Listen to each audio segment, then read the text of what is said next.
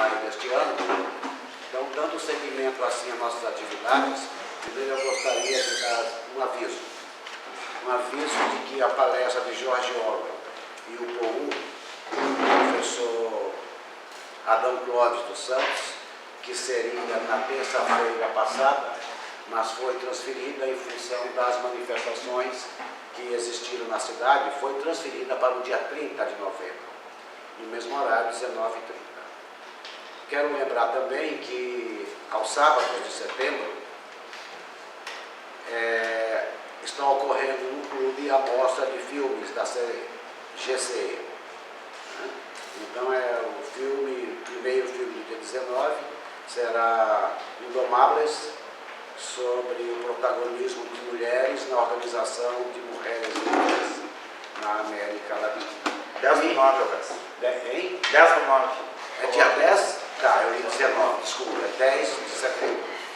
Consequentemente, Esse sábado. é este sábado, certo? 17 horas. Às 17 horas. Durante o mês de outubro, continuam as nossas quintas-feiras, né, no nosso cineclube. E aqueles que estão na plateia e quiserem tornar-se sócios do clube, para nós é um enorme prazer. Bom, dando seguimento às atividades programadas para o mês de setembro, eu tenho o prazer de apresentar a professora Ruth Inácio, da Pontifícia Universidade Católica do Rio Grande do Sul, professora na área da Sociologia, minha colega, consequentemente, né? Minha parceira de alguns momentos já nesses trabalhos, que irá desenvolver a sua fala hoje sobre as mulheres na Guerra Civil Espanhola, dando seguimento, de certa forma, à palestra do professor Luiz Dario, que ocorreu há 2 semanas atrás. Então, com a palavra, a professora Ruth Inácio, é um enorme prazer. Quero lembrar também que essa programação das palestras no mês de setembro e toda a programação que está sendo desenvolvida e será desenvolvida, ela tem uma raiz. E essa raiz não poderia ser outra que não um trabalho desenvolvido por Hans Baumann aqui no Clube de Cultura durante quase toda a sua vida. Quase toda a sua vida foi dedicada ao Clube de Cultura. Até os últimos momentos da sua vida, o meu amigo Hans Baumann sempre propugnou por uma atividade no clube que fosse uma atividade vinculada aos interesses maiores da população brasileira, no sentido de qualificar quadros. Sempre foi esse o pensamento dele, para lutar em direção à transformação social. Isso eu queria dizer, não queria deixar de falar o meu amigo Paulo. Então, Ruth, uma palavra. Então, boa noite a todas e todos. É óbvio que é impossível começar sem dizer que essa minha fala de hoje é em homenagem ao meu camarada, Hans Baumann. Quando eu o conheci, eu disse para ele que eu tinha chegado onde eu nunca deveria ter saído, que é ser camarada dele. E eu cantava sempre para ele uma música que é uma música banal, mas enfim, para mim tinha significado e ele entendia isso, né? Que aquele velho comunista me aliançou ao rubro do rubor do seu amor. Então ele é meu companheiro para sempre, meu camarada, né? Então, Hans Baumann presente. Hans Baumann presente. Sempre. Ok. Eu tenho desenvolvido, ao longo de alguns anos, estudado o papel protagonista das mulheres, não só no século XX, né? Mas sempre nas batalhas de enfrentamento, das grandes lutas. E a primeira paixão que eu tive foi por estudar as mulheres na Revolução Cubana. Dali que me veio a paixão de estudar essas mulheres no fronte. Né? Não aquelas mulheres como enfermeiras, que não deixa de ser importante, né? As mulheres da retaguarda, mas as mulheres do fronte. Então eu me dediquei a estudar, inclusive foi aqui, o Paulo deu esse presente para mim, que foi discutir junto com um companheiro cubano, um camarada cubano, o pelotão Mariana Grajales, que era um pelotão de mulheres que exerceu um protagonismo na Revolução Cubana, e a duras penas, né? Porque os homens não acreditavam no papel que essas mulheres desempenhariam, justamente porque elas eram frágeis, fisicamente frágeis, porque tem TPM, porque tem medo de matar uma galinha, né? Aquele estereótipo de que somos frágeis e que um fuzil na nossa mão jamais teria procedência, porque na hora de matar a gente ia chorar, enfim. E essas mulheres conquistaram o direito de ter um exército, de ter um pelotão, que hoje o exército, o pelotão feminino do exército cubano chama-se Mariana Grajales, que é a mãe de Antônio Maceo, que lutou na Guerra de Independência junto com os filhos com um machete na mão. Ela lutou junto com Antônio Maceo e os outros dois filhos na Guerra de Independência, e em homenagem a ela esse pelotão chama-se Mariana Grajales. Depois eu me interessei pelas mulheres na Comuna de Paris. Comecei a estudá-las e vi o quão violenta foi a luta e o quão aguerrida elas foram. Só para vocês terem uma ideia, os homens cansavam no fronte, nas barricadas, eles cansavam, e iam descansar, e elas viviam no fronte, elas chegavam a dobrar 72 horas no fronte. E elas tinham do lado os filhos dentro dos cestos, né, porque muitas eram mães recentes, os filhos dentro dos cestos, e elas embalavam os filhos com um fuzil na mão. Então elas foram muito importantes no papel dessas mulheres, e que a história sonega ou minimiza, né? Quando não sonega, minimiza o papel dessas mulheres. E só mais um detalhe sobre o pelotão Mariana Grajales, quando depois de 14 horas tentando convencer os coronéis, os generais, enfim, os líderes da Revolução que estavam em Sierra Maestra, Fidel Castro conseguiu convencê-los de que elas poderiam ter um pelotão. E depois de 15 horas de debate, ele sai de dentro da tenda e diz para elas: mira muchachas, né? Não vão me fazer passar vergonha, né? Porque eu lutei por vocês 15 horas. E elas não só não fizeram passar vergonha, como foram protagonistas do salvamento de 2 pelotões masculinos que sofreram uma emboscada, e elas que liquidaram com os 2 pelotões inimigos, né? Então elas se enalteceram ali pelo trabalho aguerrido da luta. E tem depoimentos, até nós íamos publicar pelo clube, né? Acabou não saindo, e ninguém quer publicar esse meu artigo, é muito legal isso, né? Eu vou fazer uma publicação lá, privê, para que as pessoas tenham acesso. Que é interessante os depoimentos dessas mulheres, né? Que elas subiam a serra molhadas, com cólica menstrual, com dores, né? Com dor de cabeça, com enxaqueca, mas isso nunca esmoreceu essas mulheres e continuavam lutando aguerridamente. E a partir delas, veio o convite do clube, agradeço a direção do Clube de Cultura, justamente na reflexão sobre os 80 anos da Guerra Civil Espanhola, né? E aí o Ayran disse assim: eu quero que tu fale, e o que tu vai falar? Eu digo, obviamente que eu vou falar sobre as mulheres na Guerra Civil Espanhola. É óbvio que são elas o eixo da fala. Eu tenho aqui algumas fontes que eu trouxe, né? Tem um trabalho historiográfico que mostra o quão pouco se escreveu e se escreve sobre as mulheres na Guerra Civil, e no caso da Guerra Civil Espanhola são poucos os livros escritos, né? Quase todos eles não tem no Brasil, então tem que se importar esses livros, e dos poucos, grande parte são escritos por homens, e de uma maneira geral na historiografia muito reduzido o trabalho que foi feito sobre essas mulheres lá. Agora, a maior parte das líderes do movimento já estão mortas, morreram recentemente algumas, né? Muito velhas, enfim. Algumas morreram na década de 90 e algumas poucas morreram nos anos 2000. Mas tem muito depoimento gravado delas, então é em cima disso que as pessoas começaram a escrever sobre o protagonismo dessas mulheres. Bom, e aí o Ayran me pediu, disse, não, faz uma conexão da Guerra Civil Espanhola com a nossa atualidade, né? O que nós estamos vivendo hoje? Para entender, porque a gente tem que aprender com o nosso passado, com os nossos erros e acertos, né? E eu conversava com a Raiz e com a Adri, que é minha filha e meu genro, eu conversava com eles antes de vir para cá, eu digo, nossa, parece que nós não aprendemos com essa história, nós cometemos o mesmo erro. É inadmissível que a gente não consiga aprender com os acertos e erros dos companheiros e camaradas do passado, né? Mas parece que nós não aprendemos. Então eu vou tentar fazer uma conexão também com a realidade brasileira. E chamar a atenção de vocês que durante a ditadura militar, o serviço de inteligência, e isso ocorreu até 2007, 2008 mais ou menos, ainda era alvo, a instituição mais vigiada pelo Serviço de Segurança era o Clube de Mães.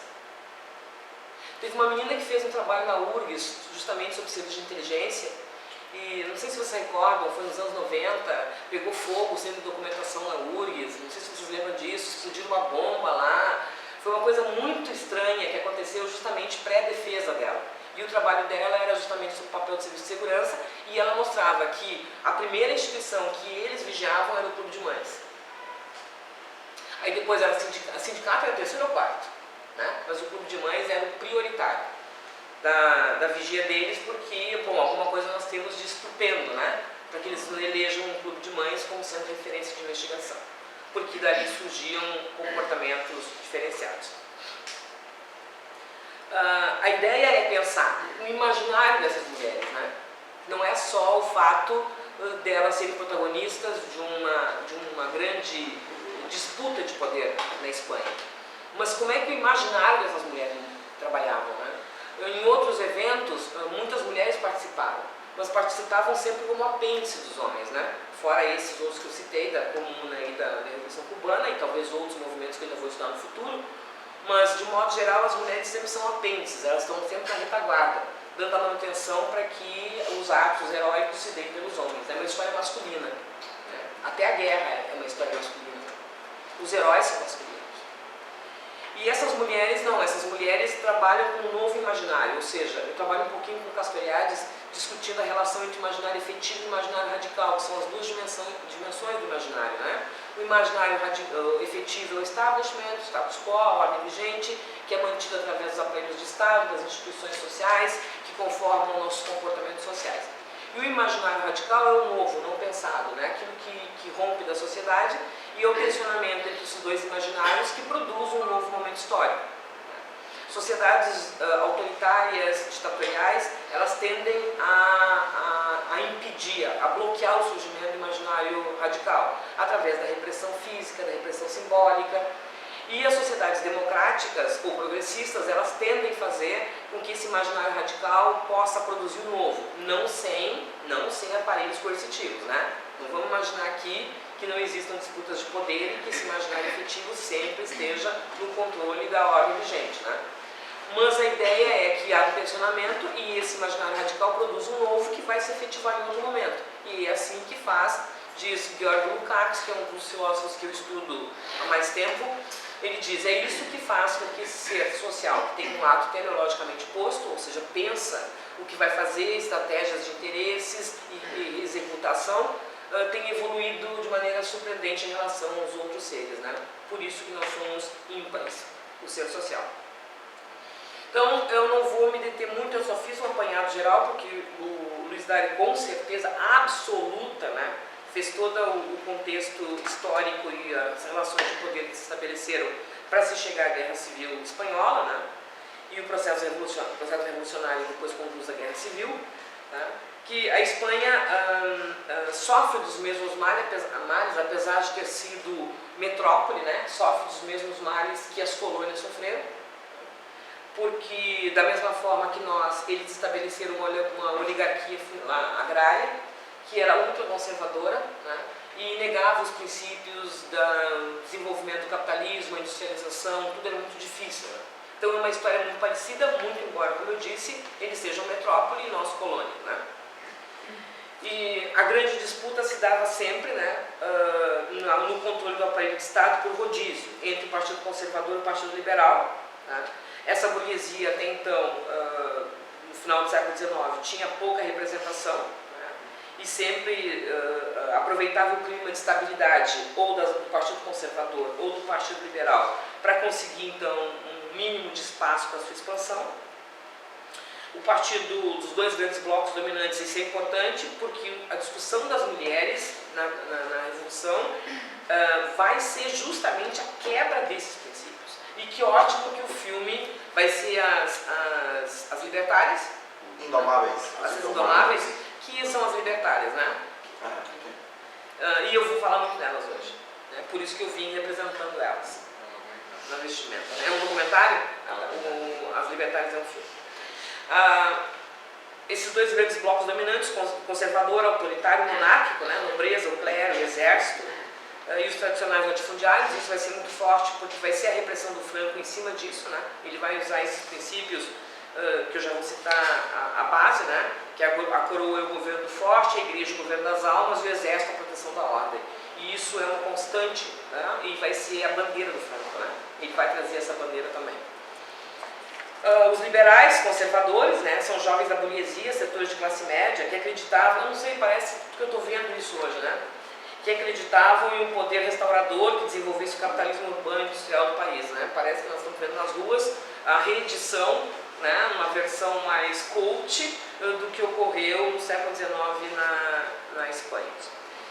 Bom, para vocês verem que o capitalismo joga muito bem com as forças, né? E ele não é inteligente, ele é reprodutor. Então ele mascara, redistribui, vem com uma nova face, mas é a mesma lógica que o sustenta, né? A ausência da democracia, o despotismo, a doutrinação simbólica, né? Quando, no caso aqui, era a Igreja Católica, hoje eles se aproveitam das igrejas neopentecostais, né? Porque a Igreja Católica teve um avanço crítico ao longo do século XX, né? Depois de Medellín e Puebla, a Igreja Católica acordou e reconhece a opção preferencial pelos pobres. Então já não é mais a parceira do governo das almas, né? E então eles fazem um gancho com as neopentecostais, né? Que é justamente um suporte ao capitalismo e vai salvar as almas. Vocês estão vendo, vocês assistem a televisão, espero que vocês assistam, se não fizeram, façam os cultos, né? Assistam, né? É um tratado antropológico valiosíssimo, né? Se entender como é que eles trabalham com o imaginário das pessoas e o governo das almas. Então essas forças têm centralidade, né? E eu citei isso no século XIX porque o discurso nacionalista, como eu já disse do Franco, vai justamente resgatar os valores dessas três instituições e vão ser defendidas no início da Guerra Civil, né? E vai ser a grande bandeira em que o Franco vai conseguir estabelecer a unidade entre as pessoas, o cidadão comum, que teme, né, os comunistas, né? Eles dizem assim, aqui não queremos mais, também outra coisa que repete, né? Não queremos, a nossa bandeira não será vermelha. Não sei porque as pessoas não são nem criativas, né? Elas reproduzem o mesmo discurso. É bem feio isso, até para nós. Depois, em 23, tem um golpe de Estado, né? Se restaura, se quebra uma monarquia, mas uma monarquia meio complicada, porque tem um monarca, mas que perde o poder. Depois, em 30, vem o governo ditatorial, o fim do governo de Oliveira, que é uma ditadura que convive com um rei frágil, né? O rei vai ser deposto em 31, aí se instaura um governo provisório e aí vem a Segunda República, né? De 31 a 33, e vai ser uma coligação republicana com socialista. Como é que as pessoas vão aprender que não se fazem as coligações? É só estudar, né? A história nos mostra isso. Em 34 vai ter uma vitória da direita nas eleições, né? Em 36 a vitória então da Frente Popular. Então isso assim é só para resgatar, porque o Luiz Dário deve ter dado com certeza absoluta, todas as discussões. Eu vou tratar especificamente da Organização das Mulheres Livres, né? Que justamente são as anarquistas e que depois foram chamadas de anarcofeministas, né, mas que até hoje muitas anarquistas negam esse conceito, né, porque elas vão justamente discutir que o feminismo é burguês, ele nasce com as sufragistas, né, e vocês lembram que as sufragistas não admitiam que as operárias participassem daquele direito, era um sufrágio universal somente para as mulheres de camadas ricas, brancas, loiras, simpáticas, né, recatadas e do lar. As camponesas, as operárias não tinham direito a participar. Por isso que as anarquistas relutam tanto com o conceito de anarcofeminismo, mas acaba se colocando. Mas antes de trabalhar com as mulheres livres, né, que é um fato importante, eu quero chamar a atenção de vocês para alguns dados que são fundamentais, né, que são as chamadas brigadistas da Guerra Civil Espanhola. Não tem também documentos que provem isso, porque não teve entrada, não tem documentos que registrem isso com precisão. Há uma média de 400, né, mas algumas literaturas dizem que chegaram a 700 mulheres brigadistas, né, que ingressaram na Espanha de várias partes do mundo para participar da Guerra Civil, e um número elevadíssimo de mulheres judias. Um número elevadíssimo de mulheres judias que saem de todas as partes do mundo e vão para a Espanha para lutar na Guerra Civil. Tem um livro, eu não consegui o livro, né? Vou tentar, tem uma ex-aluna que mora na Espanha, se ela consegue para mim, eu ver com o pessoal se consegue aqui, que é de uma austríaca, que é justamente, trata dessas discussões das lutadoras de Espanha, né? Mulheres estrangeiras na Guerra Civil Espanhola. Então ela conseguiu fazer um apanhado de todas as regiões onde essas mulheres vieram, e elas foram protagonistas, né? Elas não eram só, elas não estavam na retaguarda, elas estavam no front. Para vocês terem uma ideia, tem duas que são muito importantes, assim, todas foram, né? Mas tem duas que chamam a atenção, né? Uma delas é a miliciana comunista Rosário Sánchez Moura, que foi chamada La Dinamiteira. Então você imagina o papel dessa mulher lá dentro. E a socialista Julia Álvarez Rezano foi a primeira governadora civil da Espanha. E a argentina Mica Echeverría, que é chamada de La Capitana. Ela foi capitã de um pelotão porque o marido morreu e ele estava no pelotão, e ela assume o papel de capitã do pelotão, e ela foi conhecida como La Capitana, perdão. Então, essas mulheres, o Adão vai falar sobre o Partido Operário da Unificação Marxista, né? Ele vai falar. Bom, então isso aí vai vir a posteriori, né? Que o pessoal vai ver com o Adão. Aí tem que vir para ter esse gostinho. Né?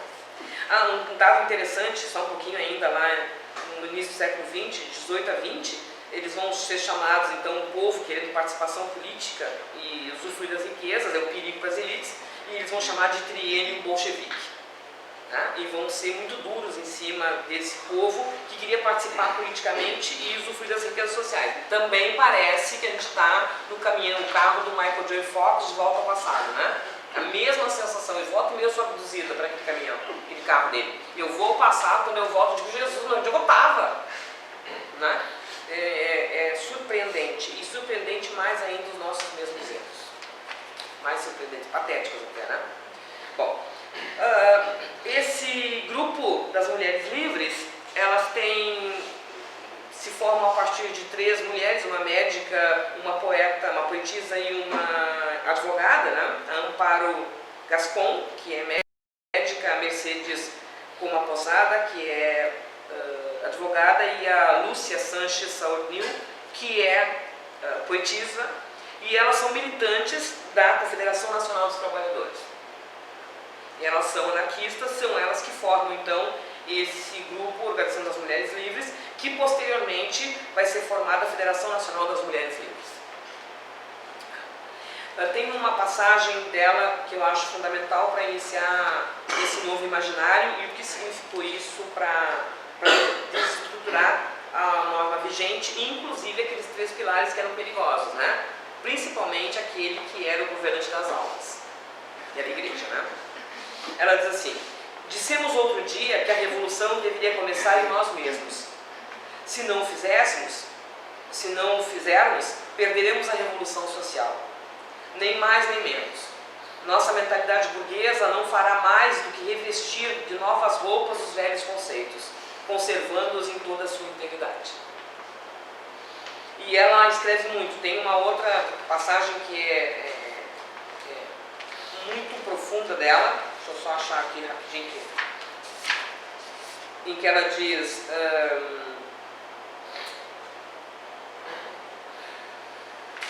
a revolução é a reforma de costumes. Comecemos por aí. Mas logo, rapidamente, pratiquemos tudo que ontem constituía nossas aspirações, nossas leis e nossos princípios.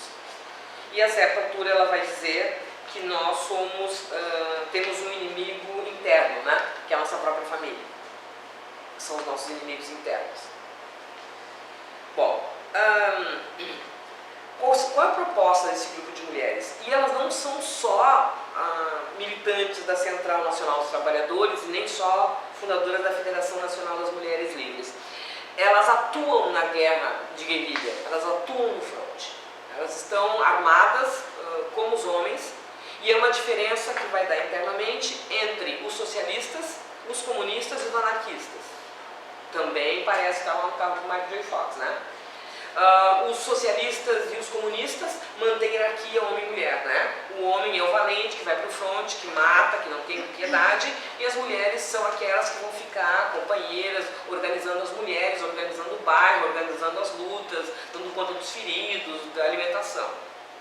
E os anarquistas e as anarquistas pensam totalmente diferente, né? Para eles, tem uma frase fantástica delas que é assim: não somos iguais aos homens, somos equivalentes.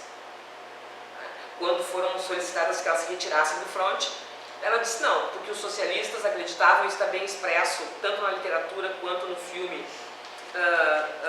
As Libertárias, porque os socialistas queriam que elas saíssem do fronte porque elas tinham pego gonorreia, sífilis e estavam grávidas. Então elas são a perdição, porque elas vão contaminar o exército inteiro. Então elas têm que sair do fronte e ir para a retaguarda. E nessa discussão elas levantam essa bandeira. Não somos iguais aos homens, somos equivalentes. Portanto, não vamos sair daí. Elas foram massacradas, né? Elas foram assassinadas pelas forças nacionalistas e abandonadas pelos comunistas e pelos socialistas. Os trotskistas, Os trotskistas, a versão deles. A literatura vai falar assim, ó, a literatura vai falar dos socialistas de um modo geral, né? Vão dizer que alguns grupos, por serem anti-stalinistas, tinham orientações trotskistas, mas não 100%. Tinha um grupo 100% trotskista e tinha os stalinistas duros e os stalinistas suaves. Então é isso que a literatura mostra, né? Que os blocos não eram uníssonos, coesos, não tinha uma coesão doutrinária profunda no meio de forças de coalizão que se constituíam e que eles eram obrigados a fazer algumas concessões para manter aquela frente popular, aquela frente ampla, né? Novamente nós queremos fazer uma frente ampla. Parece que voltamos à discussão, não conseguimos fazer unidade da esquerda, não conseguimos ter... Não é a unidade perdendo as diferenças, né? As diferenças são fundamentais e essenciais, e é dito em toda a literatura, quando se discute o papel dos anarquistas, é fundamental a diferença, vamos mantê-las porque ela enriquece. Até tem uma discussão, não sei se vocês lembram disso, quando o Lenin está numa assembleia e está uma disputa terrível, estão se matando lá dentro, e o Lenin sai, acho que para fumar um cigarrinho. Creio que era isso. Né? E fumar um tabaco. E daí sai um companheiro e diz: olha só que tragédia, né? O partido está se dissolvendo, porque as brigas internas, as tendências, né? E o Lenin dá uma tremenda de uma ironia em cima do cara, dizendo o seguinte, né? Ele faz primeiro uma ironia, depois ele diz: isso que salva a esquerda, né? O que salva a esquerda são justamente as tendências internas que se enfrentam, porque isso oxigena o poder, né? Quando tu não tem contraposição interna, tu enfraquece o poder. Nós temos experiência aí, né? Quando saem as bases da disputa do partido, ou quando o partido expulsa aqueles que não são coerentes com o que a direção nacional quer. Tudo leva ao esgotamento e a corrupção é muito mais fácil, né? Bom, essas mulheres então trazem mais do que o conjunto a essa luta do fronte. Elas lutam pela emancipação das mulheres espanholas que são vítimas, dizem elas, primeiro, da ignorância, da opressão do Estado, da opressão da igreja e da opressão de suas famílias produzentes. E se nós temos aqui companheiras, acredito, companheiras militantes, sabem disso, né? Que a maior parte das vezes a grande opressão é interna. Não uma opressão direta, né? Mas uma violência simbólica. Porque a gente não sai, mesmo quando fiquei grávida da minha filha, reduzi a minha militância, né, porque eu tinha que cuidar da minha filha, porque eu tinha que estar perto, porque eu tinha que amamentar, porque eu tinha que não sei o quê. Aí depois cresceu um pouquinho, porque agora é a fase que ela está se descobrindo no eu, no tu, não sei o quê. E aí depois é a pré-adolescência e não sei o quê. E quando tu vê, tu está subsumido naquela coisa, no trabalho e no cuidado, e a militância vai se esvaindo, né? Porque tu não carrega o filho. Nós temos uma companheira também que não vai concorrer ao cargo executivo municipal por causa da filha, tem que cuidar da filha, né? Então isso é uma violência simbólica, né? É porque depois que eles desmamam, nós não precisamos estar 100%, né, com eles e elas. Enquanto mama, a gente leva, né, me lembro dessas discussões, né, apesar de não ser um princípio de revolução, mas a discussão que se tem que a Anita Garibaldi carregava uma espada na mão e um filho no outro, né? Quer dizer, vamos lutando com a gurizada. Não é o nosso perfil de luta, mas enfim, que é uma questão feminina. Então, a projeção que se tem nos textos, nos estudos, é que existiam em média de 30 a 40 mil afiliadas a esse grupo das mulheres livres. É uma multidão. Né? E mulheres de todas as ordens, desde a camponesa à operária, geralmente eram mulheres pobres que entravam para a organização. Um ano depois, então, elas criam a Federação Nacional, em 37, as Mulheres Livres, e aí os autores dizem que pouco se escreve sobre a Revolução Social e sobre os movimentos autogestionários, né, que marcam a história da Espanha nesse período, de 36 a 39. E esses movimentos autogestionários foram muito importantes. Muito importantes. Não só lá, eu fiz um estudo sobre a Central Argentina, a CTA, e o papel mais importante na organização de base foi dos anarquistas. Foram eles que estruturaram o papel de organização de base.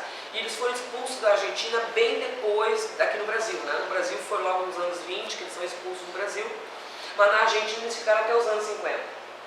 E eles que fazem essa organização de base, né? Os núcleos barriais que depois o Perón vai utilizar, e é isso que faz com que o Perón volte para a Argentina. Né? A estrutura da descentralização do poder e da estrutura autogestionária. A natureza desse movimento, então, eles têm experiências de transformação radical da vida social, reorganização das relações produtivas e da distribuição da riqueza. Isso estava no imaginário das mulheres. E a luta fundamental, e que elas participavam, que era do poder conselhista. Né? Os conselhos eram fundamentais, porque a partir deles viriam a coletivização das fábricas, a desapropriação de terras, a abolição do dinheiro. A formação desses conselhos passaram então a gerir a vida social e econômica, tendo como referência essencial justamente a possibilidade de transformação radical da vida social e dos papéis sociais que eram desempenhados internamente. Por exemplo, eles não admitiam uma coisa interessante também, que é a hierarquia, voltando às falas, né? De como esse imaginário burguês fica dentro de nós. Eles não se organizavam, por exemplo, o grande contraponto era a organização estrutural do exército revolucionário, né? O general, os coronéis, o capitão, os soldados, não sei o quê. Eles negavam essa estrutura. Né? E eles diziam sempre, né, que a base autogestionária é cada um por si, cada um cuida de si e todo mundo se cuida. Que era o princípio oposto de que tem que ter um general que diga o que fazer estratégias de ataque no fronte, e que a partir dali então todo mundo tem que seguir as ordens do general, das autoridades militares. E eles eram contrários, né? Que é o processo autogestionário. E eles eram acusados, eu acho como são até hoje ainda, os grupos que eu conheço de anarquistas, né? Que são várias correntes internas, que é baderna. Né? Primeira pergunta, cadê o líder? Onde é que está o líder? Não há líder. E não sei se vocês sentiram isso no movimento de ocupação das escolas. Alguns grupos eram vinculados a instituições, a UBS, a UNE, outros lá que organizavam, e tinham os autogestionários independentes. E esses autogestionários, alguns alunos meus fizeram investigação nas escolas e ficaram encantados com a forma com que eles organizavam a estrutura interna sem hierarquias, não tinha hierarquias, e se imaginavam, vai ser uma bagunça, né? Porque não tem um líder, vai ser uma loucura, ninguém vai se entender. E eles observavam que não, que eles tinham toda uma estrutura horizontal de organização e que todos, cada um cuidava de si e que todos cuidavam de todos. que era foi uma experiência interessante, mas que obviamente não frutificou em virtude da ausência da identidade de projeto, né? Porque esse movimento não tinha só demandas materiais e sanadas, ou supostamente sanadas, o grupo se dissolveu porque não tinha legitimidade, tinha legitimidade, mas não tinha apoio popular para se manter como grupo, né? Eles lá tinham, né, os camponeses ajudavam muito, porque quando eles iam falar com os camponeses, a discussão dessas mulheres, quando iam buscar comida, mulheres e homens, né, quando eles iam buscar comida, a discussão com os camponeses era essa, né? Hoje tu tem que dar grande parte do que tu tem no Estado, e haverá um momento em que tu será proprietário de todas as coisas, né? E que tu vai socializar de livre e espontânea vontade com outros. E isso comovia muitos camponeses. Os camponeses davam bastante alimentos, né? Principalmente batata e outros tubérculos que os camponeses davam a eles. E as mulheres camponesas entravam no movimento, né? Porque se encantavam com a forma não autoritária das relações internas. O grupo foi chamado de anarcofeminismo, né? O princípio fundamental é a solidariedade e a liberdade como norteador das ações. Então, esse é um princípio inalterável. Primeira questão é a mudança dos padrões morais, que era fundamental, porque atacava as três instâncias anteriores que eu comentei, fazia um enfrentamento com o governo dos fortes, que não era mais a coroa, agora era o poder dos nacionalistas, atacava o governo das almas, né, que era a igreja, a pura casta que nasceu para casar e para procriar, e também atacava a proteção da ordem, né, através do exército. Então tinha que haver uma mudança total nas relações dos padrões morais, também uma total alteração das relações de gênero, né, quer dizer, como eu disse antes, nós não somos iguais aos homens, nós somos equivalentes, e a quebra dos preconceitos herdados. Todos os preconceitos, que as mulheres são frágeis, que as mulheres não podem, que as mulheres não têm capacidade, que as mulheres são muito afetivas, que elas choram quando elas enfrentam uma guerra de guerrilha, né? Que elas não têm condições psíquicas para lutar. Um dos grandes eixos era a construção de si mesma. E isso passava pela reconstrução do imaginário. E havia resistência interna, mesmo das mulheres que participavam do movimento, né, que depois se consolidou como uma central. As mulheres tinham recaídas, né, quando estavam com medo, recorriam aos homens, quando não conseguiam carregar uma arma, pediam ajuda, e elas faziam um processo constante de educação. Não só no fronte, como também quando elas estavam acampadas, ou as que ficavam nas cidades, né, porque se movimentavam entre as cidades, elas faziam a formação política dessas mulheres, né? Não só a formação política, mas também, vocês vão ver aqui uma formação que eu disse, nossa, se nós tivéssemos isso, nós estávamos livres. Lutavam para escapar das redes da captura do Estado e do poder masculino no terreno da subjetivação, e isso era muito forte. Elas não odiavam os homens. É isso que é interessante na forma com que elas pensavam. Elas não odiavam os homens. Elas queriam se libertar, na construção de si mesmas, do terreno masculino da subjetivação, né? Por isso que eu disse que nós não somos iguais aos homens, somos equivalentes. Um ataque violento à moral burguesa, né? Que era tanto uma violência no campo das classes sociais, como na questão étnica, de gênero, então elas atacavam isso, e a procura da construção de uma nova subjetividade. Eu tenho aqui umas falas delas que eu acho interessante, né? Em que elas vão dizer aqui...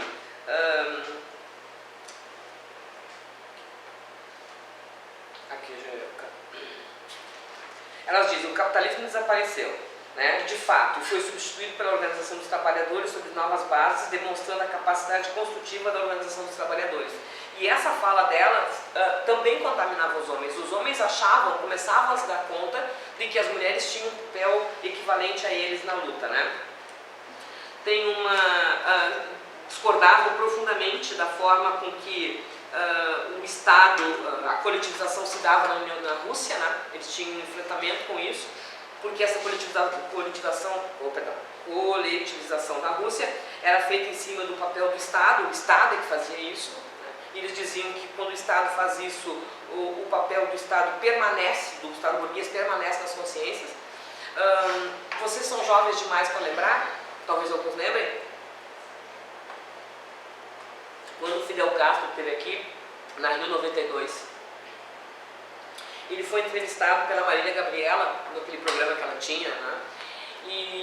E a pergunta da Marília Gabriela foi por que em Cuba não havia, em 92, pluripartidarismo, né? Daí ele fez questão de explicar que em Cuba as eleições não são por partido, etc, etc, etc.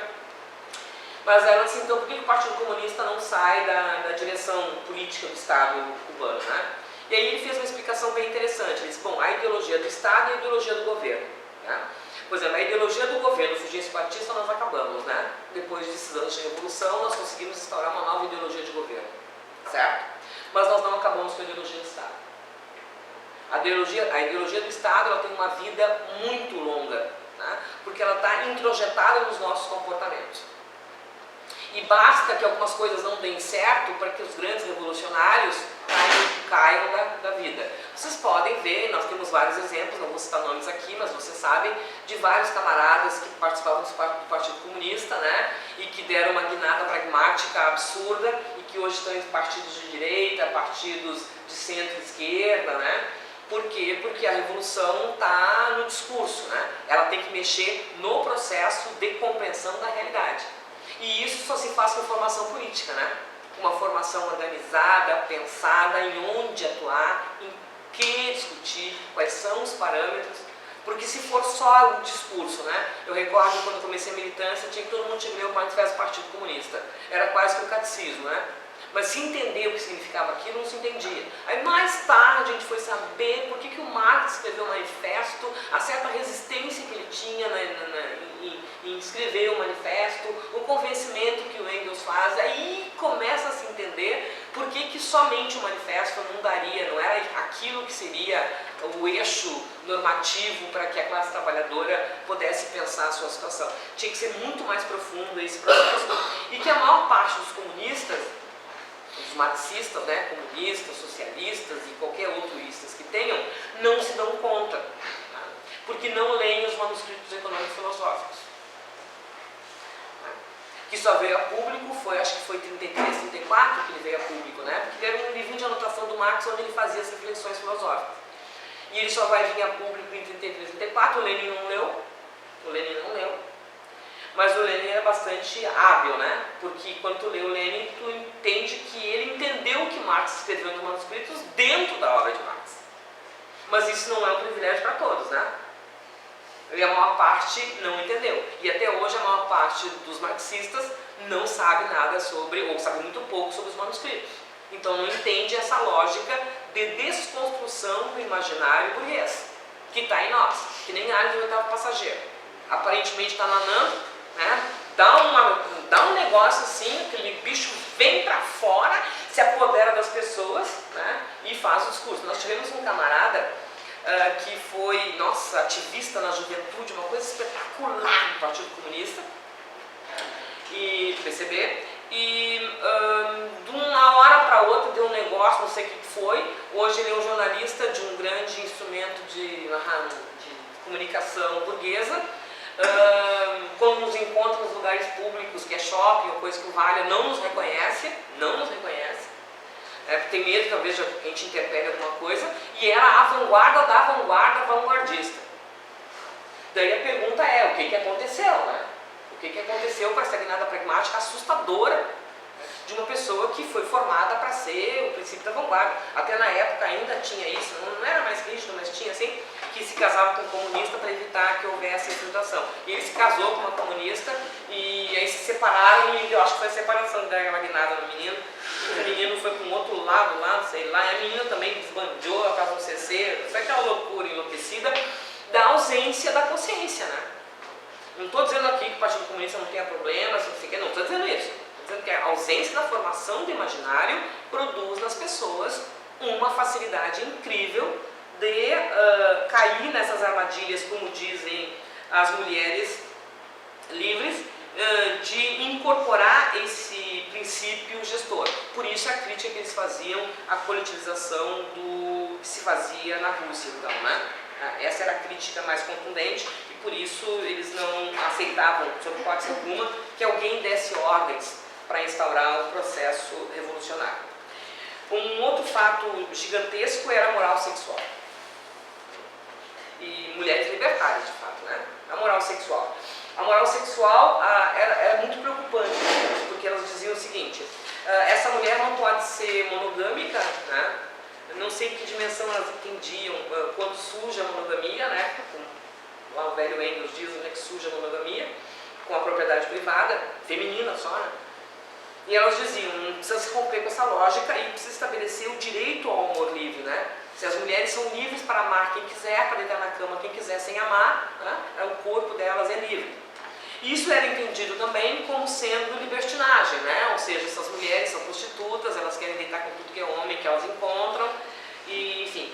E elas afirmavam que isso não, né? Que a ideia dessa moral sexual, de que a mulher tem que deitar só com quem ama, que ela tem que ter filhos obrigatoriamente, que se ela não tiver filhos ela não é mulher, e que se ela tiver uma liberdade sexual ela é prostituta, né? Era preciso trabalhar com os homens isso, e elas tinham muita resistência interna, até mesmo entre os anarquistas, né? Porque tinha aquela ideia do imaginário burguês que estava ali, mesmo como opção por outro projeto. Um outro dado interessante que elas colocaram... E judaico-cristão, exatamente. Um outro papel fundamental, até porque a burguesia se apodera disso, né? A burguesia é capaz, ela é uma verdadeira esponja, né? Ela vai lá, ela não tem ética nenhuma, então ela se apodera da ética protestante, né? Fagocita a ética protestante e diz, ó, tá aqui, né? O trabalho dignifica, o trabalho salva. Aí quando aquilo está muito chato, ela vai se apodera da ética católica, da ética judaica, da ética cristã de modo geral, né? Tanto a ética católica como a protestante. Então ela se apodera disso para se justificar e ter respaldo social, né? As criaturas ontem, não sei se vocês viram, fazendo um paralelo, ontem foi a proposta de lei, o Congresso Nacional, não sei se chamar isso de Congresso Nacional, mas enfim, os senhores legisladores que estão lá em Brasília vão receber uma comitiva das igrejas neopentecostais para avaliar o ensino da história afro-brasileira nas escolas, né? Porque a cultura afro-brasileira é anticristã. Então a proposta é tirar o ensino de cultura afro-brasileira das escolas, porque é anticristão. Bem provável que seja aprovado. Com certeza absoluta. E está crescendo o apoio a isso. Exatamente, né? E porque saiu o Instituto Liberal, lançou uma matéria dizendo que não se pode mais ensinar Darwin, porque Darwin é comunista, né? Porque tem que ensinar o criacionismo. E você sabe que nos Estados Unidos, grande parte dos estados nos Estados Unidos, parece que 30 estados, não ensinam mais na escola Darwin, né? Evolucionismo, só o criacionismo. E claro que é um Deus branco que faz um homem branco, de um barro branco, né? Óbvio. E também o Instituto Liberal, faz uns 2 meses atrás, propôs o MEC, e o MEC vai analisar com profundidade, não ensinar mais Einstein também na escola, porque a física quântica é a teoria do caos, e o caos é comunista, e isso leva as crianças a não terem mais a lógica newtoniana, que é bipartite, portanto consensual, e entram na teoria do caos, que é tripartite, portanto conflitiva e caótica, né? Então também tirar a física quântica porque é comunista, enfim, vai contaminar as crianças com a ideia do caos. Isso me lembra, na época, após 64, onde queria se revogar o ensino da matemática moderna. Te lembra disso? Sim, que era moderna, né? Porque era moderna, entendeu? E foi proposto ao MEC, né, retirar a matemática moderna, voltar à matemática clássica, porque ela era também perniciosa aos valores esses, né, do capitalismo. E isso, vocês podem ver que é reedições, né? Tem essa reedição aqui em 36, tem a reedição, tu vai tendo reedições em períodos históricos, nem novos são, como eu disse antes, né? Então, era a bandeira do amor plural e também todo o discurso do ser pudica, né? Também as mulheres incentivavam a amar livremente, sair da excitação ao bom amor, né? Porque o bom amor era uma estrutura de prender a subjetividade feminina, né? Ela fica submissa ao homem. Isso também era uma outra bandeira fundamental. E tem aqui, elas dizem que para se falar de amor livre era preciso se reinventar, né? Essas mulheres, elas eram enamoradas, elas eram apaixonadas, elas também amavam, né? Mas elas acreditavam que esse amor não podia ser um amor que as aprisionasse a esse homem. E essa era a disputa, tanto é que eu falei antes, né? que elas vão justamente ser retiradas do fronte, porque elas eram doentes, né, elas iam contaminar os homens, e elas desistem, elas não aceitam ir, por isso que elas são assassinadas, são praticamente chacinadas, né, porque a organização socialista abandonou eles do vilarejo, na grande parte onde eles estavam, foram abandonados, então elas foram chacinadas, né. E a ideia do cuidar de si e cuidar do outro, né? Também era uma forte manifestação que essas mulheres traziam, que eu já comentei sobre isso, que era justamente a ideia de que tu não precisa ter nenhuma organização que possa determinar os comportamentos verticalizados. Essa parte que eu não falei, mas eu vou dizer aqui. Enquanto elas estavam o grupo estava no front, né, eram 40 mil mulheres. Tinha no front, tinha na retaguarda. As da retaguarda faziam todo o trabalho de formação das mulheres para que elas aderissem ao movimento. E nessa formação elas ensinavam mecânica, elas ensinavam a produzir alimentos com restos de alimentos, ou seja, com o que eles tinham para ter criatividade, poder se alimentar. Elas aprendiam noções básicas de cirurgia, né? Não só de enfermagem, mas de cirurgia, porque não haviam médicos suficientes para dar conta e a maior parte eram homens, né? Pouquíssimas mulheres médicas.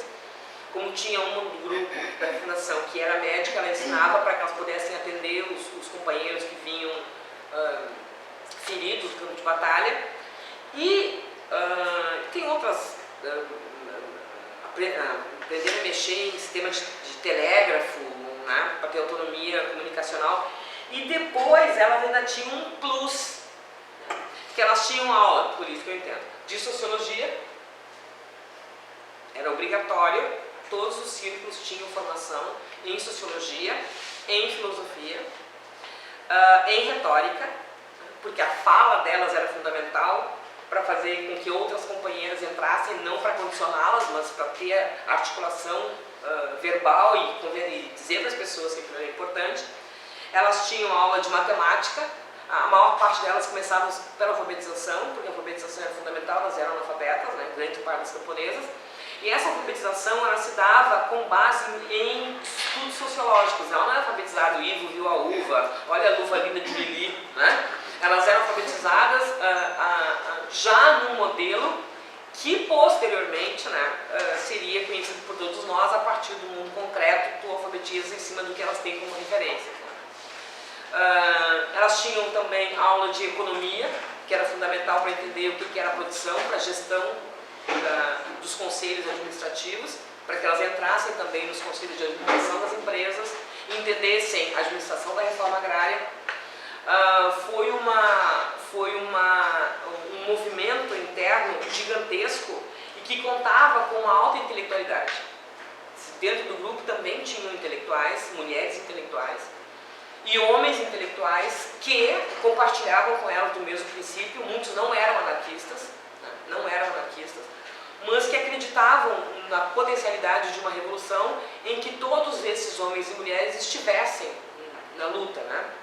Esses dias a minha filha estava tendo uma discussão com umas companheiras, enfim, dela, porque nos atos, né, estavam na Paraíba e tinha um ato, né, contra o impeachment, enfim, e contra, na realidade, a quebra do princípio democrático brasileiro, né, esfacelar o princípio democrático.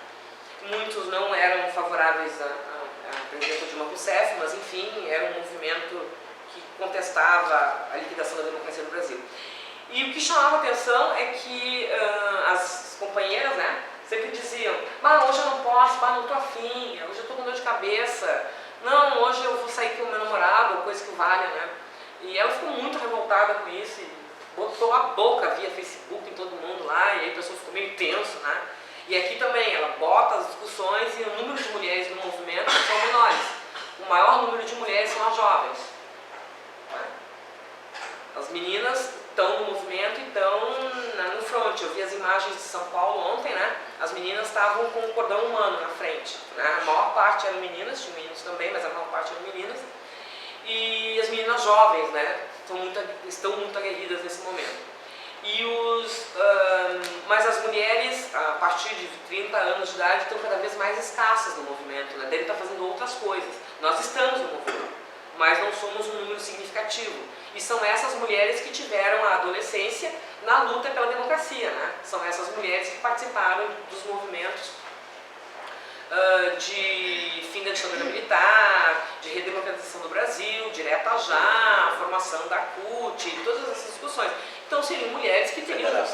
Federação de Mulheres. Então seriam mulheres que teriam uma consciência do seu papel muito clara e estariam juntas com essas meninas, né? Na disputa de poder que elas estão travando, mas que não estão. Então, esse trabalho que elas fizeram foi essencial para construir, como eu dizia antes, não só essa consciência de ser no mundo, né, para que elas tivessem condições de ir para a vanguarda, de ir para o front. Porque se tu bota uma mulher pobre, dizendo para ela, vai lá e mata, está incorporado nela que ela não mata, que ela gera vida. Como é que ela vai tirar vida, né? Porque está no imaginário do cuidador das almas. Então tu tinha que fazer dessas mulheres verdadeiras guerrilheiras, né? Elas tinham que entender naquele momento estratégico o que elas estavam fazendo.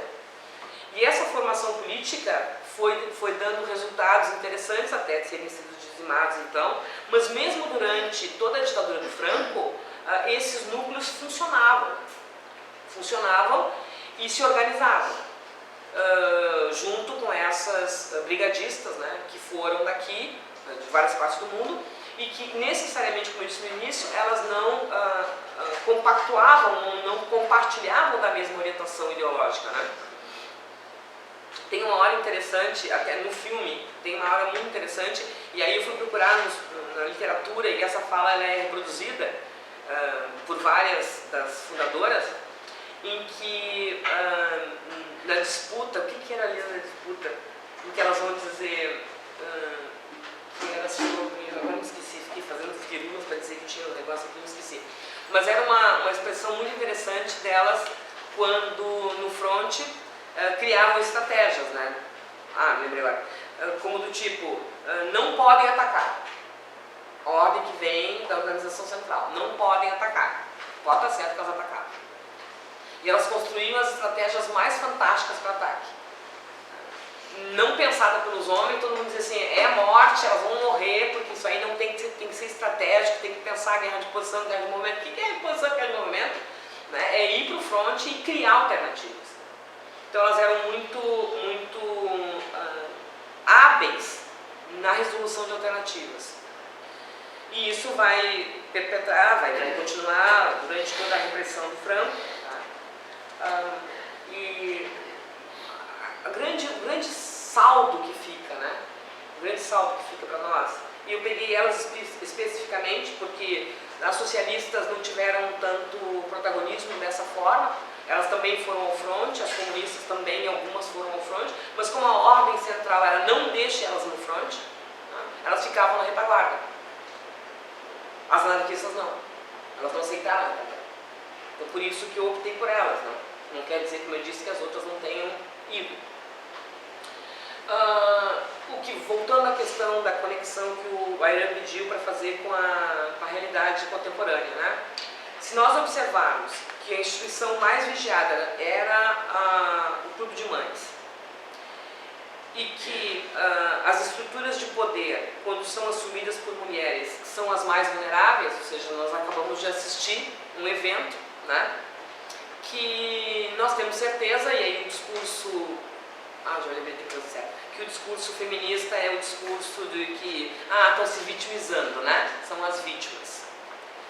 E nós dizemos em alto e bom tom que se a presidência da República tivesse na mão de um homem, não teria sido vitimado.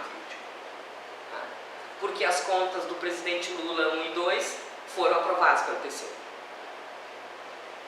Com os mesmos desvios, erros, equívocos, como queiram chamar, pelados fiscais. E que agora é lei. Que agora é lei 2 dias depois do impeachment, né? Então não tem como não pensar a história dessas mulheres no Brasil também, que lutaram dignamente na resistência, né, no protagonismo contra a ditadura militar. Não sei, tem levantamentos, né, não tenho acesso a eles, que o tipo de delação, né, quando eram torturados, que as mulheres eram infinitamente um número menor de delação. Que elas morriam, mas não denunciavam. Tem a ver com a formação política indiscutivelmente tem, e a gente observa no grosso da população que a maior parte das mulheres não se predispõe a protagonismo. Muitas vezes tinha reunião do partido, por exemplo, tu tinha lá 5, 6 mulheres, 30 homens, eu fui bastante otimista quando eu disse 30 homens, tinha uns 20 homens e umas 5, 6 mulheres, e as mulheres não são protagonistas da fala, não são protagonistas da fala, né? Os homens falam e citam autores e debatem entre eles e fazem estratégias, e as mulheres vão, compõem, assinam as atas e não são protagonistas, né? E geralmente... E ficam calados. E quando são protagonistas, o pessoal fica de jeito, né? Tá se achando demais. Essa guria. Essa guria tá querendo. Me lembrei dessa parte que eu queria mais do filme do que a outra. Quando foi dito a elas, assim, por parte dos socialistas e dos comunistas que se reuniram numa assembleia e disseram aos anarquistas, né? Vocês são baderneiras. Vocês não têm regras. Vocês riem à toa. Vocês se divertem. Vocês não são revolucionárias. Daí elas voltam e dizem, né? Isso foi sempre dito e será sempre dito. Vocês sempre vão dizer este argumento. Nós não somos sérias, porque nós somos mulheres livres, porque nós temos consciência política, porque nós pegamos no fuzil, porque nós matamos... no filme também tem uma cena interessante, que eles têm que matar um nacionalista e eles não conseguem matar o nacionalista. Daí uma delas pega daqui, fecha os olhos e diz, um aqui, 2 ali, porque ela é manca, né? Ela diz um alto, um baixo, um alto, um baixo, um alto, um baixo, abre, puf, dá um tiro na cabeça do cara, né? Daí os caras disseram, nossa, como é que tu acertou? Nossa, dedução, né? O cara caminha assim, né? Daí tu observou como ele caminhou, aí tu deixa, tem que esperar quando ele volte pro tiro pegar, tu não tem que ficar acompanhando ele com a arma pra lá e pra cá, tu tem que pegar o tiro certeiro, né?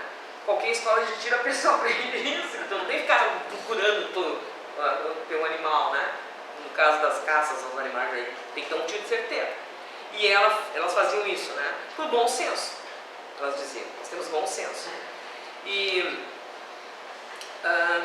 acho que nós cometemos os mesmos erros e não aprendemos com os acertos, né?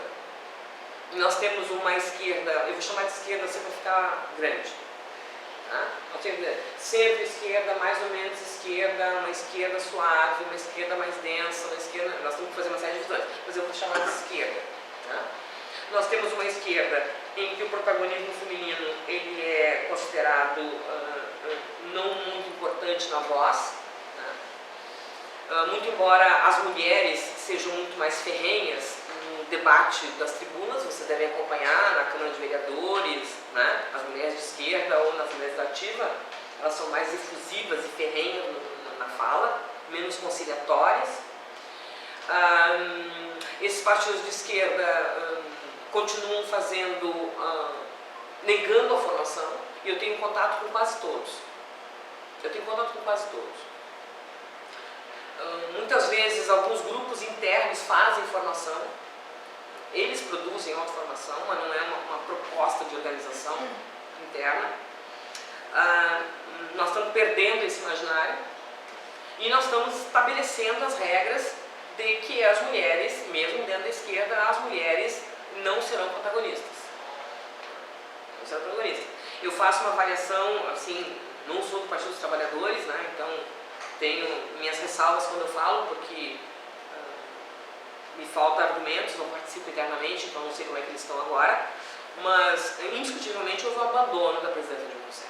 Ela foi abandonada para que as coisas acontecessem. Me chamou a atenção, uns 2 meses atrás, não tinha mais ninguém nas ruas, e disse, é campanha eleitoral, né? Tá todo mundo safando o seu e deixa que isso ocorra.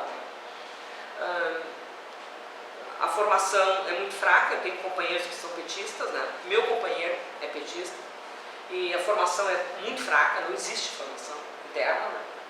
um grupo de jovens entra sem formação nenhuma e porque gosta de vermelho, porque é colorado, porque eu tenho excesso de oxitocina no sangue ainda, o hormônio da coragem, ainda bem que nós já vai acalmando, né? Quando a gente vai para a luta é porque a gente vai por consciência, porque vai diminuindo a idade desse hormônio. Então quando a gente vai porque a gente quer. E vão, e, enfim, e não tem consciência do que estão fazendo e da repercussão a médio e longo prazo. E as estratégias, né, de pensar a organização de base. Não sei qual é a proposta que o Lula está organizando, uma frente ampla, né? Não sai muito a público, fica meio nos bastidores, no buzo de ouvido, né? Mas não se faz uma discussão da formação das bases, né? Não é só das bases do partido, né? Das bases da comunidade, ou seja, nós abandonamos a estrutura de comunidade. E eu vou fazer essa ressalva. Como eu disse no início, essa estrutura os anarquistas deixaram na Argentina. E quando o Perón vai para o exílio, o Perón não perde o cordão umbilical para a Argentina. Porque de fora ele organiza os comitês de bairro. E quando ele volta, ele tem uma massa que sustenta o retorno dele. Porque eles foram formados durante todo o tempo do exílio. E esse é uma perspectiva. Eu estudei a CTA Argentina, como eu disse antes, e a diferença da CTA Argentina para a CUT, eu usei o paralelo das duas, a diferença da CTA é que a CTA mantém a organização de bairros. Isso nós discutimos bastante na fala do Luiz Dario, naquela terça-feira, né? Que os partidos de esquerda, particularmente o partido hegemônico da esquerda brasileira, né? Ele descuidou completamente do trabalho de base que ele pretendia iniciar. E que nós pensávamos, ali pela metade dos anos 90, que seria o grande partido ideológico do Brasil. E, enfim, tornou-se o que a gente viu. Esse movimento de mulheres, quando elas criticam os socialistas e os comunistas, elas dizem assim: o que vocês estruturam? Vocês estruturam uma base de poder em cima da lógica do Estado burguês, hierárquica, vertical, e isso é o substrato da corrupção. Porque quando o chefe está só, sem controle dos conselhos, lembram melhor do que eu, né? O que aconteceu quando os soviéticos foram estrategicamente dissolvidos por uma questão estratégica. Isso foi só estratégia, né? E aí o Lenin morre logo em seguida, daí vocês viram o que aconteceu, né? Quando tu tira os conselhos, tu deixa o poder só, e o poder só se autofagocita, né? Ele se nutre dele mesmo.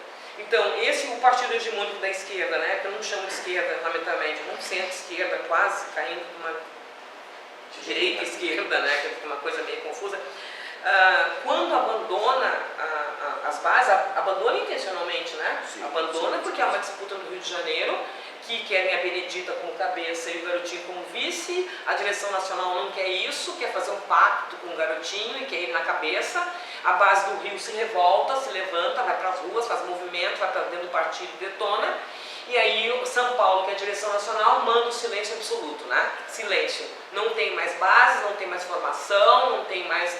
Tanto que os petistas, se alguém aqui é petista sabe disso, né? Os petistas são sufragistas, eles vão nas convenções somente para votar em quem é o presidente municipal, estadual, e os delegados, né? E o candidato. E, enfim, e não se faz mais nada, não se faz discussão, não se tem tese, não se tem nada. As teses eram riquíssimas, né? As pessoas passavam um ano inteiro preparando as teses, eram verdadeiros livros. Eu tenho algumas teses guardadas, dá para editar como um livro acadêmico de elevadíssima qualidade. E essas tendências disputavam com suas teses, era a formação acadêmica, era a formação militante. Porque sem formação não tem. E aí São Paulo nega essa formação não existe mais, então cada um entra porque gosta de vermelho, porque é colorado, porque gosta do, sei lá, de dourada, não sei o que eles gostam mais. Historicamente, São Paulo teve essa posição. Sempre. Do Partido Comunista. Sempre. Muito perigosa, né? E aí tem a ver com aquela fala inicial que o Luiz Dario brilhantemente colocou, dessas forças que disputam o poder e como é que elas organizam, né? Esses conservadores, esses liberais. O Brasil tem uns liberais ultraconservadores, nossos liberais não são liberais, né? Eles são conservadores, profundamente conservadores. Eles são oligarcas, né? Eles não saíram da dimensão da oligarquia. Florestan Fernandes analisa brilhantemente a ontogênese da burguesia brasileira, né? São aristocratas feudais, né? É assim que eles pensam, a lógica deles. E São Paulo representa isso, né? É o imaginário dessa situação. E, obviamente, estudei uma direção nacional que é em São Paulo, não tem mais ninguém que controle, que dispute, que faça ameaças, né? Ela se autogerencia. E aí, para a corrupção, isso é um prato cheio, né?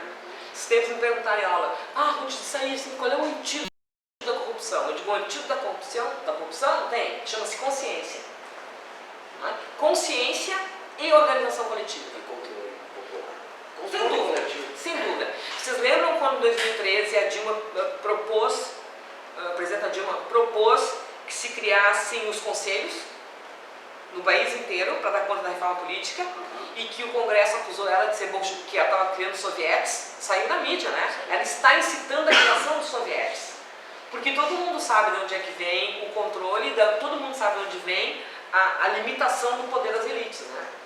Está lá os nacionalistas do Franco dizendo, esse povo está querendo poder político e está querendo distribuição das riquezas, né? Esse é um perigo para eles. Então, se abandonou isso e se abandona ainda hoje, os movimentos sociais não dão conta. Acho que o único movimento que tem uma discussão mais forte sobre o protagonismo feminino, a identidade feminina como equivalente, não como superior ou inferior, é o MST. Mesmo assim, com dificuldades, com muitas dificuldades. Que já teve muito mais, né? Exatamente. Né? Já teve mais discussão e tem algumas lideranças femininas muito competentes que puxam essa discussão, mas que têm, obviamente, uma série de mecanismos de controle masculino. Né? Exatamente, porque os homens, é muito difícil para eles entenderem isso, né? Que nós não somos superiores a eles, não somos inferiores a eles, nós somos equivalentes. E isso é muito difícil entender e perceber que é possível, porque há toda essa cultura da submissão feminina como da impotência. A incapacidade de fazer, afinal de contas, não esqueçam, né? A herança judaico-cristã. A gente é uma costela do Adão, aquela coisa toda, lembra? Daí, não sei o que, não sei o que, não sei o que. Daí o mito mesopotâmico não, né? A Lilith, que é do mito mesopotâmico, ela tem o barrinho dela própria. Lembra? Ela é senhora de si mesma, né? E ela fez enfrentamentos, aí Deus encheu o saco, desfez ela e fez uma Eva lá para o Mesopotâmico também, porque a Lilith era muito violenta, né? Acho que um dos textos que eu trabalho com o pessoal na psicologia, na universidade, é Caim de Saramago, o livro Caim, José Saramago. Vale a pena ler, pequenininho, né? E é justamente essa discussão que ele trava, né? Ele trava, é uma disputa entre a Lilith, a Eva e o Caim. A Lilith e a Eva disputam espaços dentro da narrativa, né? Onde ele discute essa ausência, muito embora a Eva do Saramago tenha um protagonismo mais do que o Adão. A Eva faz enfrentamento com Deus, ela vai às falas, ela vai enfrentar o arcanjo que está na porta do céu e não pode entrar, ela faz enfrentamento, ela chama Deus às falas, né? Mas a Lilith é o demônio, a visão do demônio. É a cobra. Exatamente, porque ela é autônoma, né? Então isso está no nosso imaginário, está expresso, né? E se faz através da socialização. Minha filha age como mocinha, minha filha não dispõe muito, minha filha, olha o teu passe. Adoro isso. Tem que cuidar do teu passe, né? Porque, minha filha, um homem não gosta de mulher vulgar, minha filha, a mulher não pode ser autônoma, minha filha fecha as pernas, minha filha fecha as pernas, minha filha fecha as pernas. Minha filha veste pequenininha. Vai te vestir, não vem nua da frente. Exatamente, não fica pelada, guarda o teu corpinho, exatamente. Na hora de fazer xixi, aquela correria, né? Entra no restaurante, se tiver que comprar uma lagosta, se o restaurante não deixar entrar para fazer xixi, e a criança quiser fazer xixi, menina, tu compra uma lagosta para fazer xixi. Nem come a lagosta, mas tu compra para abrir no banheiro, né? E o menino quer fazer xixi, vai na rua, o pênis dele é público, né? Um pênis super dado ao mundo, e isso está no imaginário, constrói esse imaginário, né? Se isso não fosse, nós não teríamos tanta violência contra as mulheres, né? Não só a violência física que leva à morte, mas a violência física que deturpa o corpo e a alma aqui no sentido subjetivo, né? Como a violência simbólica, né? Que escraviza uma mulher e que a coloca numa situação de inferioridade. Eu fui numa universidade, não vou dizer o nome da universidade, vou dizer, eu fui na URGS, me chamaram para falar sobre a análise de conjuntura brasileira e sobre a escola sem partido, né, sobre o projeto. Daí eu fui. Aí o comentário, os colegas me disseram, um comentário lá foi o seguinte, eu fui lá na geografia, professor de geografia que me chamou. Daí eu fui lá. Daí os colegas disseram que os professores de outras áreas disseram: vocês vão trazer alguém da PUC? Já foi então assim. E mulher? Daí eles disseram que deu mais gana para eles ainda, né? Eles disseram: agora vai vir todos os meses aqui. Eu digo: calma, pessoal, não sejamos assim tão loucos, né?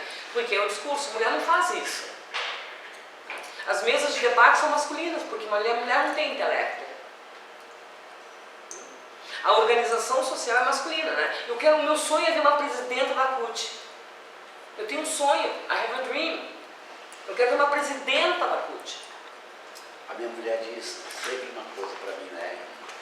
Assim, eles não toleraram a Dilma mulher presidente. As elites brasileiras não toleraram, não vão tolerar outra. Porque a elite brasileira, ela é mais do que conservadora. Exatamente. Porque quando tu abre o espaço, né, vendo o caso dessas mulheres na Guerra Civil Espanhola, quando tu abre espaço para os que foram eternamente subjugados ao poder, tu abre a porteira para todos os outros. Né? Porque se sabe, exceto as sufragistas, aquelas, né? Mas todo o movimento feminino, e no caso feminista, e no caso também das anarcofeministas, estava previsto que é o direito de todos e todas. Não é só os seus direitos, é os seus direitos de reconhecer-se como mulher e os seus direitos específicos. Mas essa libertação também é um processo de libertação societal, não é um processo de libertação individual. Né? Ele contempla uma libertação coletiva, porque junto com elas vêm todos os oprimidos, né?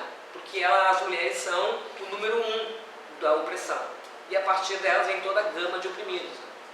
Então, ter uma ruptura com a opressão, com a estrutura de uma sociedade homogênea, verticalizada, previsível, moralmente construída, é abrir a porteira para que outras demandas surjam. Né?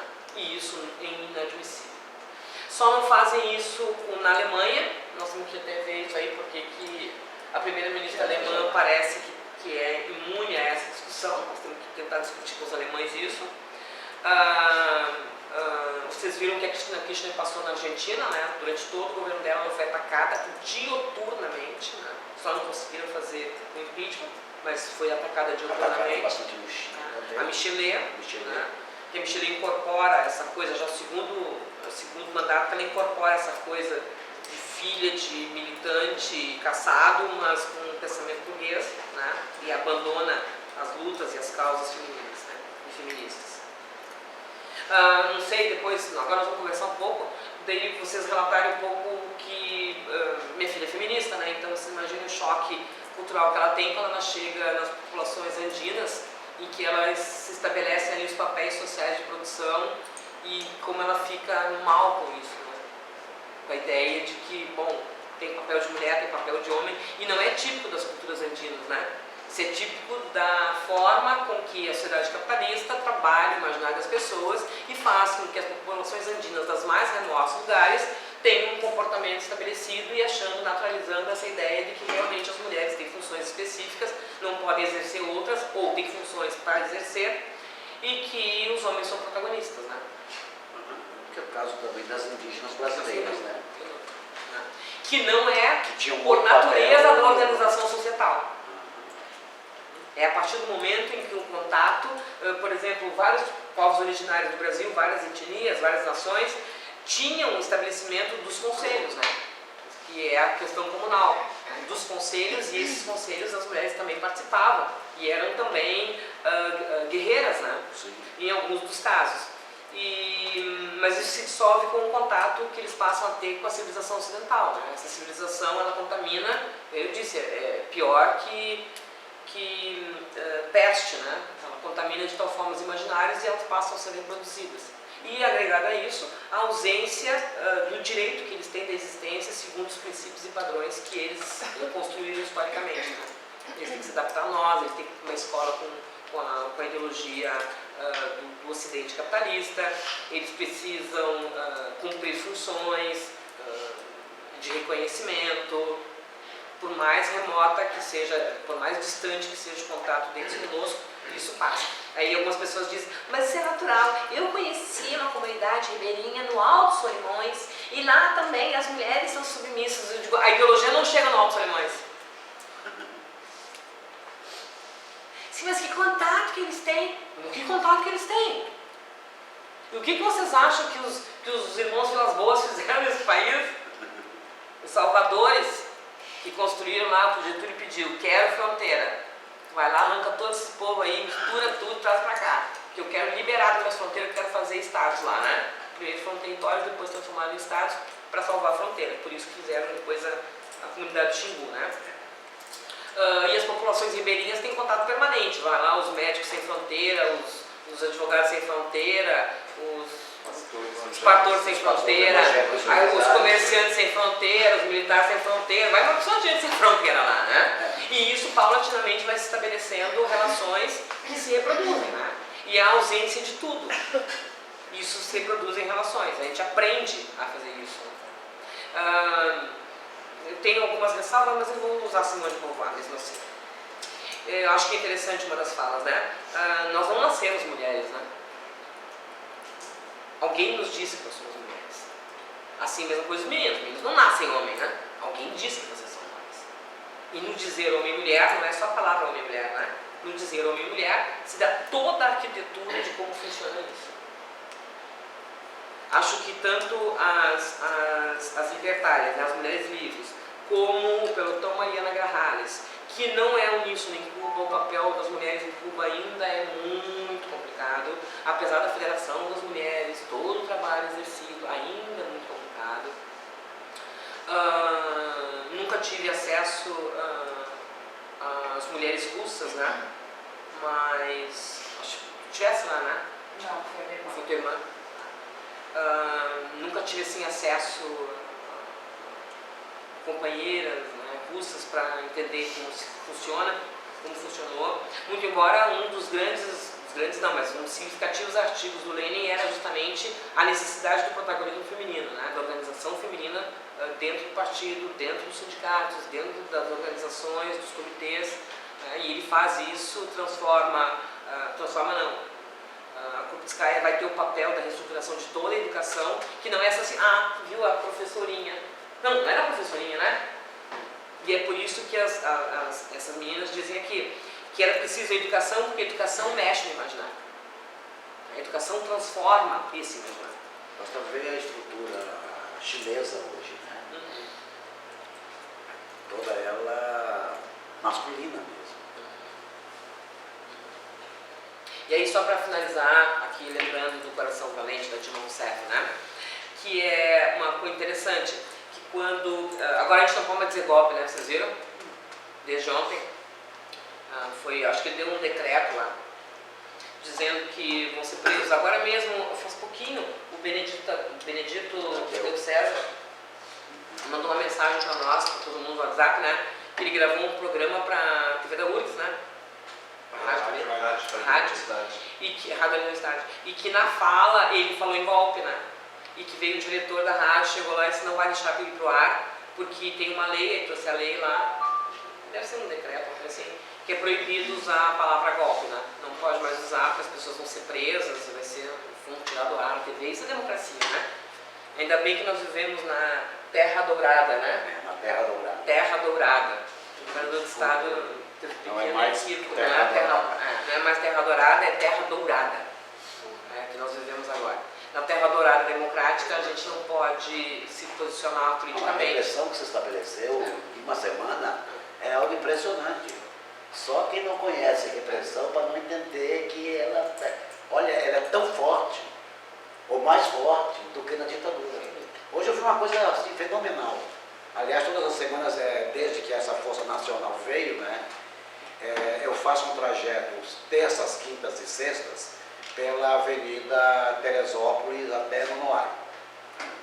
E ali se postam 2 carros da Força Nacional com um monte de gente, ocupa a metade da rua, ali aquela avenida já é estreita, né? Eles ocupam metade da rua e ficam parando os carros para olhar o quê? Para olhar o quê? Né? Ali não é um lugar de violência caras não vão combater a violência onde a violência efetivamente ocorre, que todos nós sabemos? Não, fica na avenida.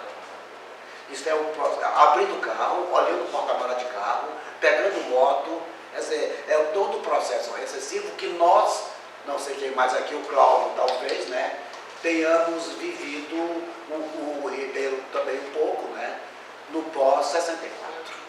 É porque esse trajeto é um trajeto que vai para um lugar que eles não querem que ninguém vá, né? Se pode chegar por esse trajeto ali de Teresópolis a um lugar que eles não querem que as pessoas cheguem. Provavelmente. Tem endereço, CPF, caixa postal, né? Que por ali se pode ir para a casa da Dilma. É a zona mais vigiada. E eu vou sugerir que eles vão conversar com o pessoal Paulo na cara lá. Mas eu já disse isso. Né? O pessoal Paulo na cara Vão lá, não tem guarda-sol lá, né? Vão lá no São Teresa, vão lá no Bom Jesus, Exatamente, já. exatamente. Não, lá na loja Paulo na cara, o pessoal é bem legal. Eles podiam fazer um trabalho Será lá. que isso tudo vai parar, né? Eu vi uma fala do Leonardo Boff, não sei se vocês viram. O Leonardo Boff diz que há uma possibilidade não mais remota de um golpe militar. Essa é a avaliação do Leonardo Boff. Porque ele disse a desordem está estabelecida, né, as políticas públicas estão sendo destruídas, isso vai afetar a burguesia também, né, porque desativa o ciclo virtuoso do capitalismo, Esse governo mais tem trabalho, legitimidade. exatamente, mais trabalho, mais consumo, mais produção, mais trabalho. Mais trabalho, mais consumo, mais produção, mais valia para os ricos e mais salário para os pobres. Então ativa o ciclo virtuoso do capitalismo, né? Como ele está desativando, ele está com a política do capitalismo, do sistema aberto do capitalismo, que é botar para fora o dinheiro, né? Vender o pré-sal para as multinacionais, nós perdemos os royalties, acabar com a produção das plataformas de petróleo, porque as empresas vão fazer as suas, daí tu desemprega a gente, isso gera um ciclo vicioso, que ele implode, né? E isso não só ataca, no primeiro momento, são a classe operária, obviamente, as pessoas mais pobres, são elas que são atacadas no primeiro plano, no segundo plano as camadas médias, mas concomitantemente a própria burguesia, né? Porque, por exemplo, não se vende mais tão carro, não se vende mais... Eu tenho um vizinho que é um conservador, assim, que tem vontade de beliscar o cérebro dele, mas eu não faço isso, eu prefiro fazer o diálogo, o enfrentamento. E ele tem um bar. Daí ele chegou para mim, veja, dona Ruth, me ajudou. Veja, dona Ruth, que tragédia, perdi 2 convênios, que eram os convênios que pagavam aluguel do meu bar e que pagavam a luz do meu bar. E eu perdi esses convênios. Eu digo, mas foi o senhor que fez isso mesmo, não deve nem estar apavorado, isso é autodestruição, o senhor é masoquista. Mas como assim? Eu digo, o que o senhor fez? O senhor elegeu o governador do estado, que aumentou os impostos para pagar os trabalhadores públicos, não pagou os trabalhadores públicos, mas está pagando em dia, absolutamente em dia, os subsídios às grandes empresas. O Grupo Gerdau continua recebendo subsídios, mesmo estando na Operação Zelotes. Né? Então, o senhor vai ter, aí o senhor vai ter que desempregar suas cozinheiras, porque não tem salário, daí o senhor vai ter pouca gente, da outra empresa não vai poder pagar o vale de alimentação, e assim o senhor vai perder o seu negócio. Ai, não me diga isso, dona Ruth. Eu digo, senta aqui que eu vou lhe dar uma aula, vou explicar o ciclo virtuoso do capitalismo. O senhor vai perder o seu negócio. E é esse o grande problema, porque essa pequena burguesia, média burguesia, mesmo a burguesia nacional, que acha que ela é o peixe piloto do tubarão, né? O tubarão anda, come tudo e ela só come os restos da comida. Só que quando o tubarão não tem mais comida, ele come peixe piloto. Ele tem fome, ele come peixe piloto. Então eles vivem rondando esses grandes tubarões, só que os tubarões comem eles. Em determinado momento vai ter uma estrutura, essas burguesias não serão atendidas, porque a burguesia internacional não tem o hábito de atender burguesias nacionais. Nós conhecemos historicamente, eles usam as burguesias nacionais para conseguir os golpes internos, esse foi um golpe muito interessante, porque ele é endógeno, né? É uma técnica que eles usam de implosão interna, de dentro para fora. Estão tentando na Venezuela há quanto? 7, 8 anos, né? Tira os alimentos do mercado, não deixa comida para ver se implode de dentro para fora, só que lá é outros 550 milhões, né? Porque também foi trabalhado com os conselhos, né? Foi trabalhado a organização comunitária. E isso é muito importante para a manutenção